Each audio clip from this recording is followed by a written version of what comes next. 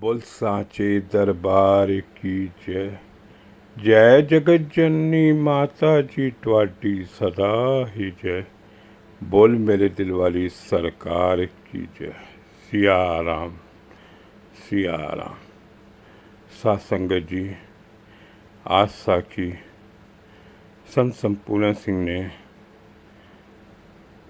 अपनी लाइफ में एक साखी शेयर करी है कि संगत जी, संत संपूर्ण सिंह हजूर के बहुत ही पुराने सेवक थे। जबलपुर में संगत जी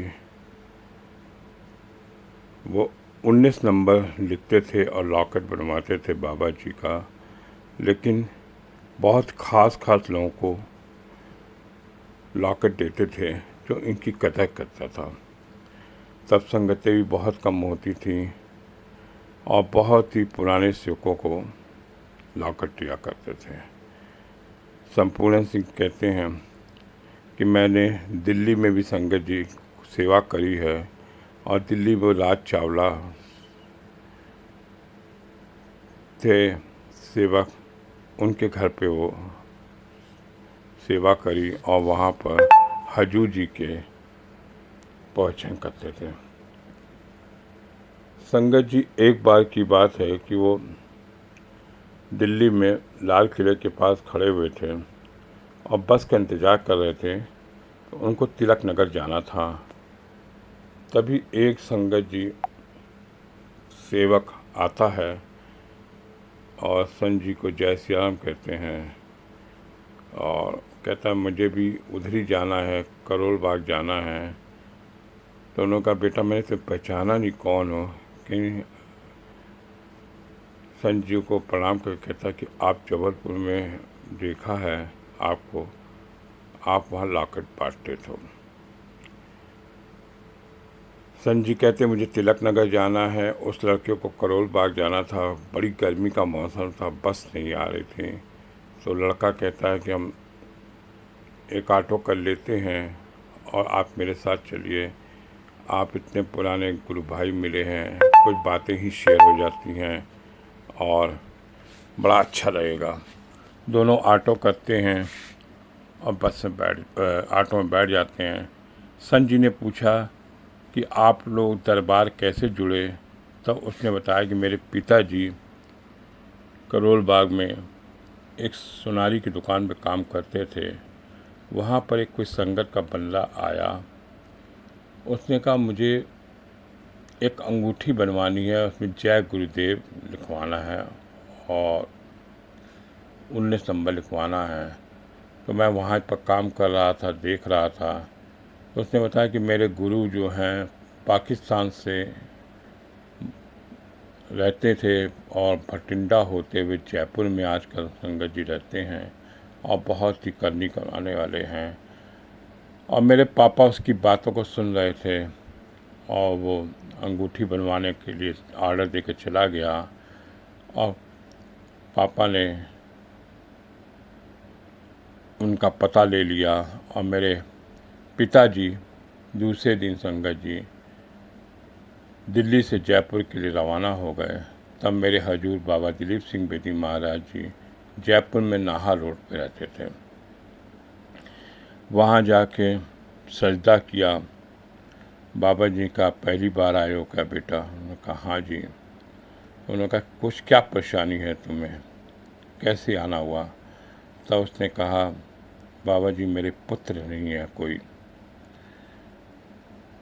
संगत जी बाबा जी के यहाँ दर्शन किया। उन्होंने कहा चलो तुमको शाम को दर्शन देना तो मैं बताऊँगा। शाम को लगभग संगत जी 6 बजे का टाइम हजूर जी ने उसको दर्शन दिए और उसको लाई चने का प्रसाद दिया। कहा कि ये जो है प्रसाद सुबह उठ के आधा तुम खा लेना और आधा अपनी पत्नी खिला देना और देखो मेरी करामात, इस समय 6 बजा है, उस घड़ी को मत छूना जो तुमने घड़ी पहनी है। जब तुम प्रसाद खा लोगे तब घड़ी चलने लग जाएगी और घड़ी वैसे की वैसी रहेगी। ये मेरी निशानी है। संगत जी, मेरे पिताजी बाबा जी का दर्शन करके आ गए और सुबह लाई चने का प्रसाद था, आधा उन्होंने खा लिया, आधा मेरी मम्मी ने खा लिया और कुछ समय बाद हमारा पुत्र हुआ। वही पुत्र हुआ जो अपने पिता के बारे में बता रहा है। और तब से संगत जी हजूर के द्वारा वो दर्शन करने गए और इस तरह से वो हजूर के सेवक बन गए। कहते हैं कि मेरे बाबा जी ने उनको निशानी दे दी और घड़ी बता दी कि घड़ी नहीं बढ़ेगी, 6 बजे है तो 6 बजे, और तब उसके बाद संगत जी उनकी घड़ी चलने लगी। ऐसे करते करते संगत जी संपूर्ण सिंह का स्टेशन तिलक नगर आ गया। वो उतर गए और लड़के ने कहा, अंकल बहुत दिनों बाद आप मिले हैं, मुझे करोल बाग जाना है और मैं पैसा दे दूँगा। संगत जी पुराने बंदे जो पुराने सेवक हजूर के होते हैं, उनकी साखियाँ सुनने का बहुत ही आनंद आता है। जब वो साखी देते हैं समय नहीं पता चलता कब बीत जाता है, और यही साखियाँ पुराने लोगों से अगर सुनी जाए तो कितना ही आनंद आता है।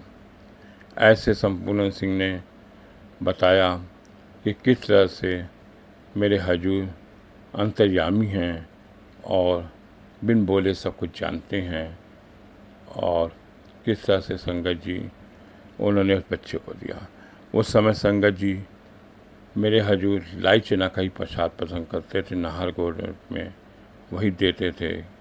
और आज संगत जी समय बदल गया है और हर तरह का प्रसाद ले आते हैं।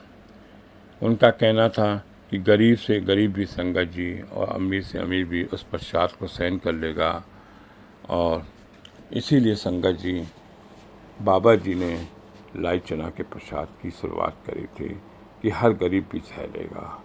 ऐसे मेरे संत जी ने दिल्ली में संगत जी राज चावला जी के यहाँ कुछ समय काम भी किया, वहाँ पे व्यापार भी किया और हजूर का प्रवचन वहीं करते थे।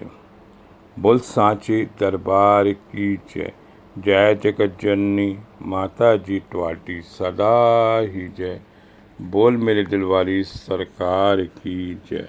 सिया राम सिया राम। बोल सांचे